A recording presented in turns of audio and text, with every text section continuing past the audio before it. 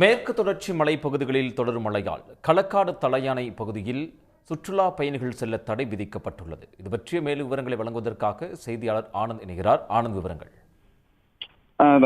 நிச்சயமாக தமிழகத்தில் வடகிழக்கு பருவமழை தொடங்கி பல்வேறு மாவட்டங்களில் மிதமான முதல் கனமழை பெய்து வருகிறது. இந்த நிலையில் கடந்த சில நாட்களாக பெய்து வந்த கனமழை காரணமாக நெல்லை மாவட்டம் மேற்கு தொடர்ச்சி மலைப்பகுதியில் மழை அதிக அளவு பெய்தது. இதனால் களக்காடு தலையணை பகுதியில் வெள்ளம் பெருக்கெடுத்து ஓடி வருவதால் கடந்த 20ஆம் தேதி முதல் களக்காடு தலையணை சுற்றுலா பகுதிக்கு சுற்றுலா பயணிகள் செல்ல வனத்துறையினர் தடை விதித்தனர். தொடர்ந்து மழை பெய்து வருவதால் ஆற்றில் வெள்ளம் பெருக்கெடுத்து ஓடி வருவதால் இன்று 5வது நாளாக இன்றும் களக்காடு தலையணைக்கு சுற்றுலா பயணிகள் செல்ல வனத்துறையினர் தடை விதித்துள்ளனர். ஆனந்த், தகவல்களுக்கு நன்றி.